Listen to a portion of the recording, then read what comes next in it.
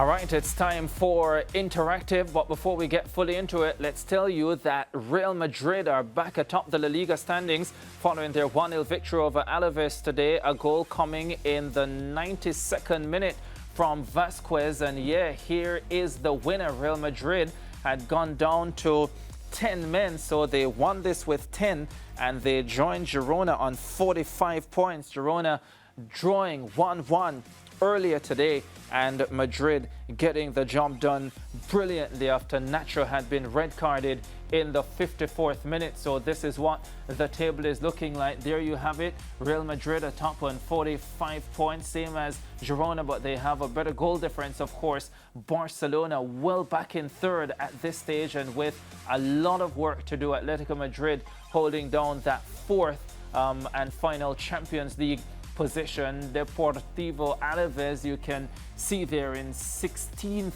position.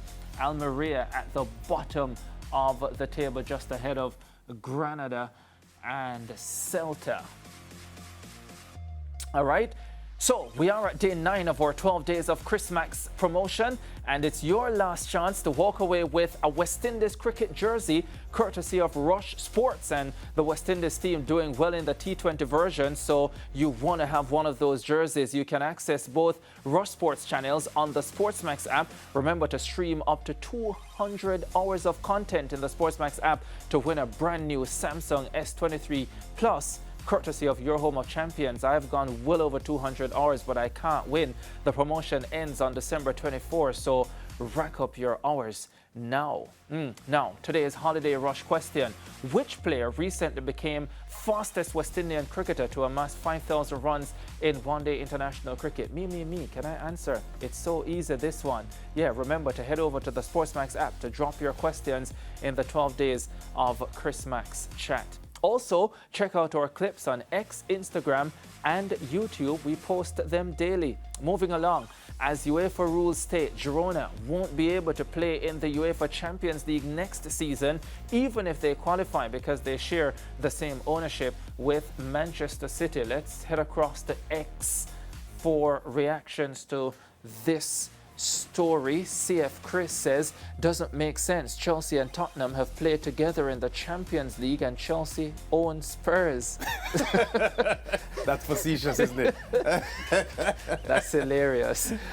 Brad, they should be allowed, not just not allowed to play each other. No crying in the tournament. Antigua and Barbuda, Red Bull and Salzburg don't have the same ownership. Standing on business. What's the point of allowing an entity to own multiple clubs then? That's a good question. Freddie, stupid rule. They'll find a way, however, like Red Bull did with Leipzig and Salzburg. Guha, if Girona win the league, what claim do City have to play over them? Wow. So what? It's not like City will be able to qualify for the UCL this year. What? No, Lucas, no. Lance, what do you make of this story? This is an interesting one. It's a rule that is very questionable. Yeah. Very, very questionable. I cannot fathom a Girona legitimately qualifying for Champions League football and not being able to play because of a rule like that. That's unthinkable. Yeah, I need to do more reading on this one and get some advice on this one as well. It seems a little bit odd to me, but yeah. All right, let's take some reactions from cricket fans on the several new faces in the West Indies Test squad for the 2-match series against reigning ICC World Test champions Australia. To Facebook we go. Answer Leroy James. I wish we can get an honest reasoning behind the selection of some of these players. Don't want to be negative, but at least explain to us why certain names have been omitted and why some are included. Clearly, some of these selections are not based on performance. So what is the criteria used here again? Fenton Dev says these test matches will end within 2 to 3 days. Lovell Senior Palmer, I'm fully behind this crop of players. Kevin Babalel, So no Shea Hope, no Brandon King. I'm going to be very surprised if they even last out an inning before being bowled out. Of course, Shea Hope, as we understand it, was offered a place in the side, declined. Christopher Baker, useless team. I was thinking Brandon King, Shea Hope, these test matches won't last 2 days. Lance. Tough call here because on the face of it, it's hard to see this inexperienced team giving Australia any challenge at all. It is obvious that Desmond Haynes' selection panel, they're thinking of blooding some new players and see what they've got, given the fact that they showed some ability in their A-team tours. We did have in the past some young, inexperienced players going to Australia and doing well. Adrian Barth scored 100 as a 19 or 20-year-old on his first tour of Australia. So unless something like that happens and multiplies itself, not just with one person, I can't see this team, challenging Australia in any way. Here's what I'll say, Lance. Throwing 100 inexperienced players out there to swim or sink is not proper transition. Proper transition is blooding 1 or 2 inexperienced players with those who have the experience, yes. and allowing them to gradually get in the groove of things. That's how you transition effectively. And personally, I am tired of this constant knee-jerk reaction. And it doesn't only happen with West Indies cricket. Every time there is a failed campaign, whether it be in football, in cricket, in netball, in basketball, you hear, throw away all the old players and bring in a set of youngsters. It doesn't work like that, not in my opinion at least.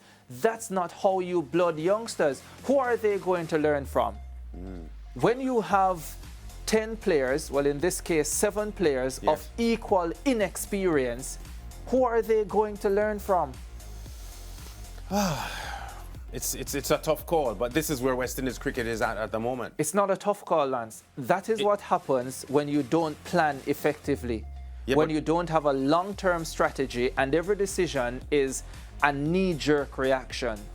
Yeah, but for decades now, we haven't produced world-class cricketers. So the selectors have a problem. You might have a problem, right?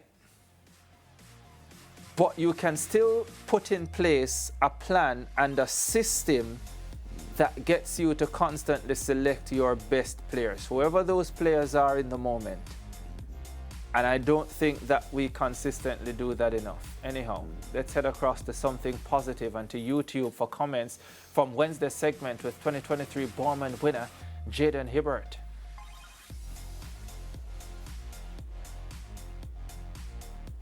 Yes, all right. Can't pronounce that name. This young man is way beyond his age. Such a mature attitude, and his faith makes his prospect a blessing for his future and for others. Hibby, you are one for the future. Yeah, Aubrey Mitchell. Great interview. Congratulations to Jaden on being awarded for his achievements. Lovely personality for a teenager. Completely agree. Congratulations to one Hibby and enjoy the process. The accolades will come. Be Fortis strong. Fortis. Kingston College. One Hibby, love his maturity, engaging personality and youthful exuberance. And Miguel Bernard says, triple jump world record, Paris Olympics 2024. He says he's just enjoying the process. And I absolutely love that. Is that it? It seems so. Yeah. No, Well, I meant for the comments. Yeah, 1829 is Jonathan Edwards' world record in the triple jump. Yeah, for me, 18, Lance, he's getting near there, near enough. He is getting near there, but my hope for him, and which is part of why I really wanted it out of the way this year, is for him to land a global senior medal, because I don't think it would have mattered what color medal it was in Budapest had he been able to finish on the podium. Yes. I think that would definitely ease some of the tension. He is right, and he is approaching it in the right way by suggesting that, listen, this is about enjoying the process. We're not thinking about the accolades and the records. Yes, we want them, but the process is important. But I think a little of the pressure would definitely come off if he had won a medal at the World Championships. But he is a super talent, so I don't doubt he's gonna be competitive extremely in Paris. Yeah, well, chances are he would have won gold. Yes, chances are he would have won gold. and he would have won it pretty comfortably as well. But yeah, 2024. They say cricket is a game of glorious uncertainty, but so is track and field. That's it for today's Thursday edition of the SportsMax Zone. The West Indies closing in on victory against England in the 5th and deciding T20 International. Hopefully they'll complete it, and we'll have great news to chat about on our Friday edition. Take care.